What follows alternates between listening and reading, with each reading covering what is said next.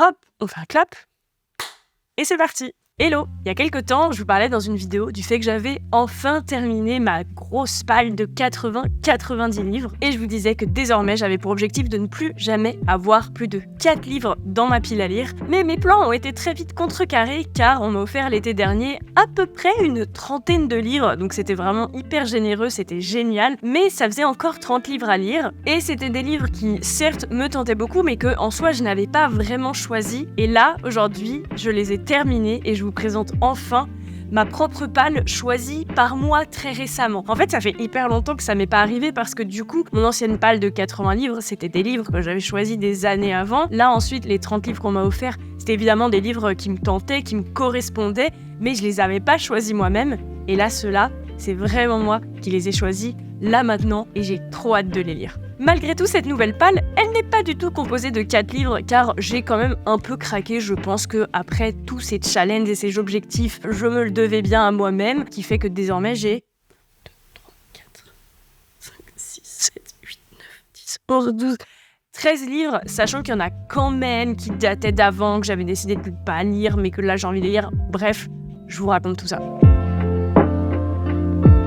Je me suis notamment acheté, parce que j'avais trop envie de le lire, Défaire le discours sexiste dans les médias de Rose Lamy. Rose Lamy qui a un compte Instagram qui s'appelle Préparez-vous pour la bagarre. Alors je l'ai déjà presque fini parce qu'il est absolument génial et je le savais en fait quand je l'ai acheté parce que j'ai vu énormément de bonnes critiques. Tout le monde me disait qu'il était pas juste intéressant, pas juste complémentaire du compte Instagram, mais vraiment très bien écrit en plus. Si vous connaissez pas, Préparez-vous pour la bagarre, c'est un compte Instagram sur lequel Rose Lamy, elle, donne des exemples d'articles notamment, mais elle parle aussi des médias télévisés, qui participent à banaliser les violences faites contre les femmes. L'exemple le plus concret pour moi, qui résume assez bien, c'est le fait notamment de parler de crimes passionnels pour parler d'un féminicide. Mais là, en plus, dans le livre, elle parle beaucoup, et je trouve ça très intéressant, de l'assassinat de Marie Trintignant par Bertrand Cantat et de l'affaire DSK, qui sont effectivement en fait aussi des affaires médiatiques très intéressantes à analyser. Et elle va très loin dans ce livre pour essayer de comprendre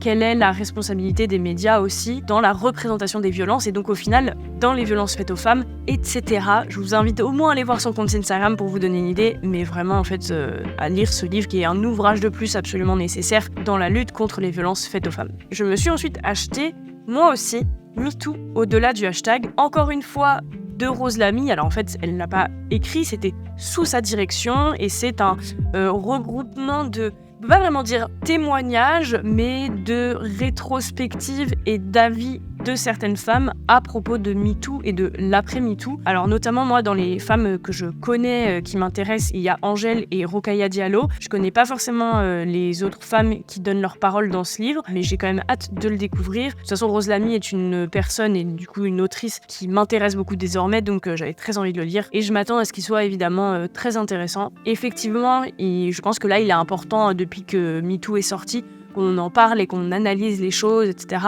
C'était quand même un événement historique. Il y a forcément des choses à dire et j'ai hâte de découvrir ce que ces femmes en disent. On revient cette fois-ci vers du roman Le Chant d'Achille, The Song of Achilles, de Madeline Miller. C'est un roman qui a énormément tourné sur les réseaux sociaux et dont je n'entends que du bien. J'ai l'impression que tout le monde dit que c'est extraordinaire, mais il se trouve que à mon club de lecture au travail, on a choisi le thème de la mythologie, donc j'ai proposé ce livre et Circé dont je vous parle juste après. Je suis évidemment loin d'être la seule à l'avoir proposé et au final c'est pas le livre qui a été élu. Malgré tout, on a très bien compris que tout le monde allait les lire.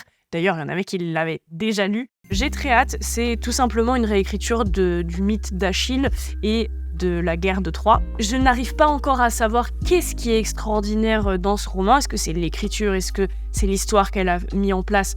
J'en sais rien, mais de tout ce que j'entends, je vais me régaler sous ma couette et je vais passer une nuit entière à lire parce que je vais pas pouvoir le lâcher.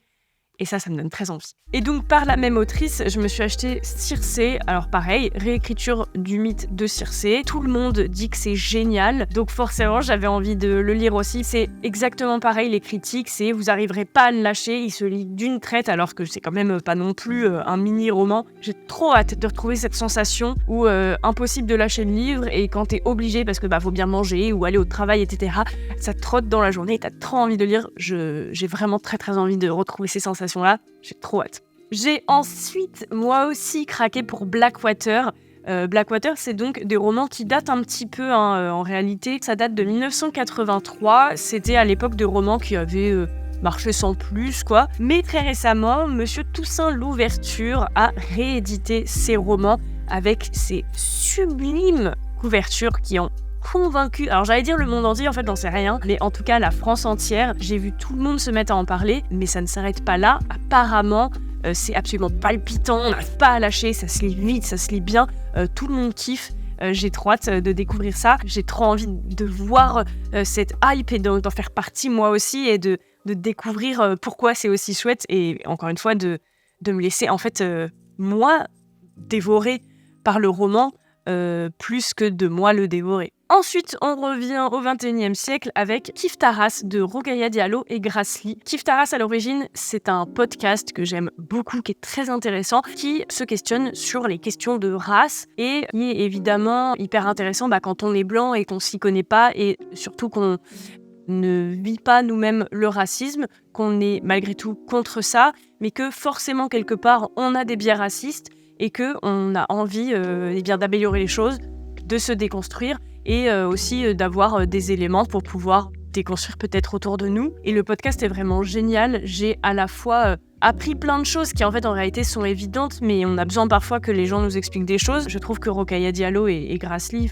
ont une façon de parler, une façon de conduire leur podcast qui est vraiment très chouette et hyper accessible, et ça donne un truc qui est en fait chouette à écouter, alors que c'est des questions hyper primordiales, donc hyper importantes pour notre société. Donc finalement, c'est que bien, en fait, ça peut être que bien à écouter. Je recommande fortement. Et en fait, le livre va plus loin. Je pense qu'il reprend quand même des choses qui sont dites dans le podcast. Je pense que c'est un livre qui sert à donner les clés aux personnes, comme je le disais, qui ne vivent pas le racisme, mais qui forcément ont des biais racistes sans le vouloir, qui sont pourtant antiracistes. Je vous en dirai évidemment des nouvelles une fois que je l'aurai lu, mais je pense qu'il est très important. J'en ai entendu beaucoup de bien. Vraiment, je pense que c'est un livre qui devrait être dans plus de mains et qu'on devrait offrir peut-être plus facilement, de ce que je comprends. Il a l'air de donner des clés aussi pour faire, ce qui me semble très important, argumenter face aux gens qui quelque part veulent défendre le racisme, ne veulent pas entendre certaines choses. Là, donne des clés précises pour pouvoir,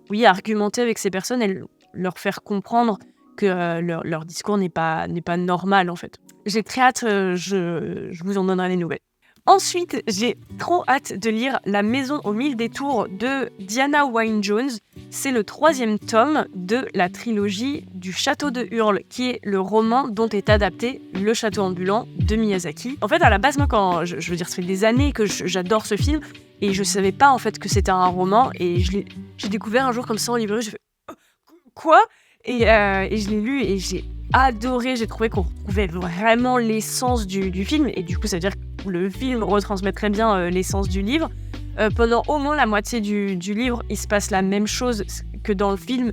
Donc moi, je me refaisais le film dans ma tête, c'était trop chouette.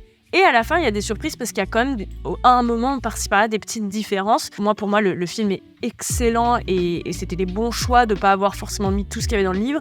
Et du coup, le livre permet de redécouvrir un petit peu de nouvelles choses. Le 2e tome était très chouette aussi. Je dois quand même préciser, dans le 2e tome, il y avait un truc qui m'avait juste un peu énervé. C'était la grossophobie. On a 2 personnages très peu importants, qui se trouvent être 2 jumelles grosses et qui n'existent et ne sont drôles et ridicules que parce qu'elles sont grosses. Le personnage principal, qui n'est pas Hurle dans le 2e tome, on change de personnage principal, est dégoûté par ces femmes. Au secours, il veut pas se marier avec elles parce qu'elles sont grosses. On ne sait rien de plus sur elles. Donc ça m'avait un petit peu dérangé parce que franchement, c'est trop facile et c'est pas drôle, ça sert à rien et c'est pas gentil, quoi. C'était le seul truc que j'avais remarqué. J'espère qu'il n'y aura pas ça dans le 3e tome. 3e tome dans lequel on change à nouveau de personnage principal.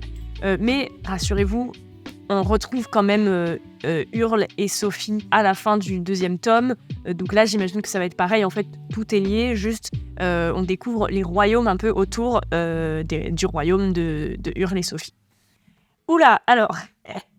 J'avais pas du tout réalisé que cette vidéo serait aussi longue. Personnellement, je suis pas fan des vidéos de 30 minutes, donc je préfère vous couper la vidéo ici et vous faire une deuxième partie probablement la semaine prochaine pour la suite de ma pile à lire. J'espère que vous avez apprécié cette vidéo. Si c'est le cas, vous pouvez mettre un petit pouce en l'air ou vous abonner pour ne pas manquer les prochaines vidéos. Vous pouvez aussi accéder à mon Patreon et à mon Tipeee, qui sont deux plateformes un petit peu différentes sur lesquelles vous pouvez faire un don à la chaîne de différentes façons. Les explications sont directement dans les plateformes. Et je vous retrouve donc bientôt dans une prochaine vidéo pour la suite de cette pile à lire. Bye!